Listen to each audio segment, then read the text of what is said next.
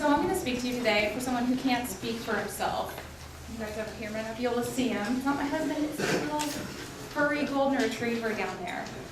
His name is Rufus, and he's going to help me illustrate some points about the Purdy Prison Pet Program. It's a lot of P's there.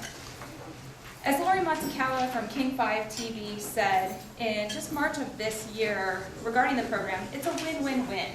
So she's speaking about the inmates from the nearby Gig Harbor prison who have the opportunity to help themselves, learn job skills, and of course social skills. Our community and lots of residents of Washington State overall benefit from the prison's in-house services, which I'll speak on, as well as by the placement of the specialty trained dogs, which is really the mainstay of the program they run there. Per the Tacoma News Tribune, each dog, so we're talking service animals, costs minimally $15,000 to $20,000. So this is a huge benefit for someone in need in the mobility that most of us take for granted. Besides assistance animals, the rest of the rescued animals are adopted out as pets. So the third win is, of course, the dogs. Today I'm going to speak specifically about the inmates and some of the benefits to them, the community in detail regarding who receives dogs from Purdy, and then what happens to the other dogs, some of the dogs that don't qualify for the program. So training a service dog takes about 12 to 16 months, so it's really a long time.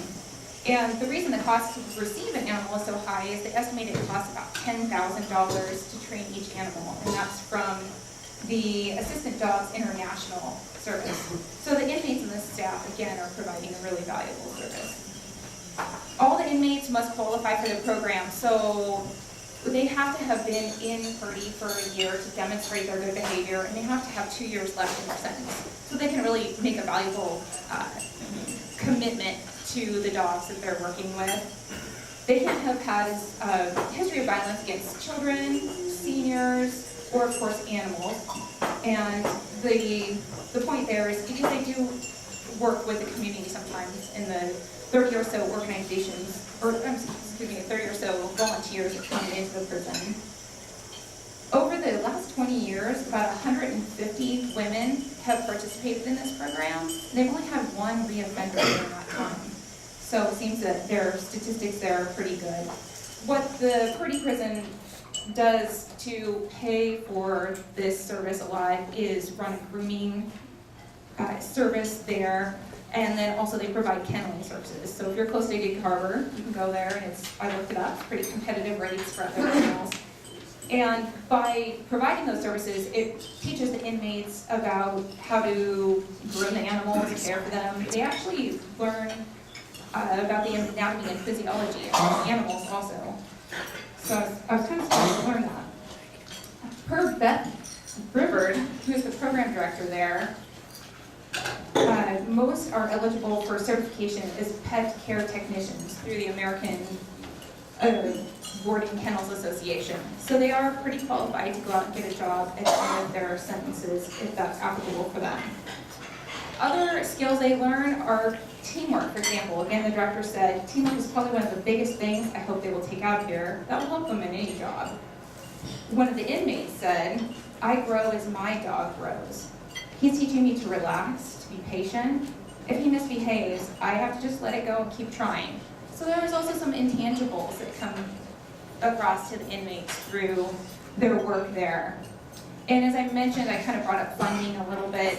It is run by the Department of Corrections, but volunteership is a big part of the program, so that's why I passed out that little handout there so you can become involved. What else do I want to tell you about? Only one of about 20 dogs has the temperament and ability to become a service dog. So this is where I wanted to really tell you about how the dogs help people and who those people are. So I had sort of a preconceived notion when I began researching this topic that the dogs were for people who are blind or have severe hearing loss. I was actually surprised to learn that they mostly focus on other disabilities. Multiple sclerosis is one of the diseases that the dogs are trained to assist with. Multiple sclerosis, if you are unaware, is a progressive autoimmune disorder. So as the disease affects a person's muscles, they can have loss of coordination, which affects balance as well. So some of the things the dogs are trained to do are to open and close doors. And I was like, how do they do that? Often, even though the dogs are trained to really help the people, they have to have special mechanisms to help the dog help them. So they showed on a video I watched from King 5 a rope tied to a door. The dog, that's a step in how it learns to open and close doors. They can reach up and turn off and on lights for their humans. And things like retrieving, which Rufus is really good at. I was like, my dog retrieves. But have you ever thought about maybe not being able to take your own laundry out of the dryer and how a dog who retrieves can help you do that?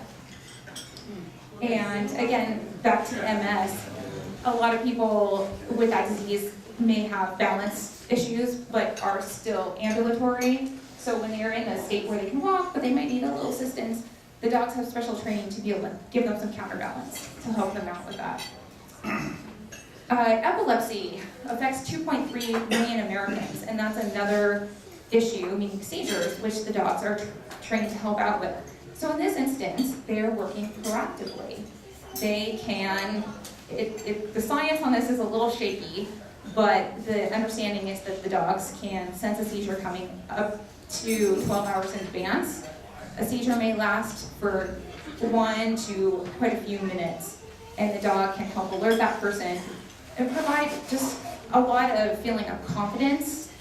There was a quote I have by Donna from the Tacoma News Tribune, and she said that I lived as a recluse for almost 4 years, afraid to go anywhere. So it really gave her a new lease on life.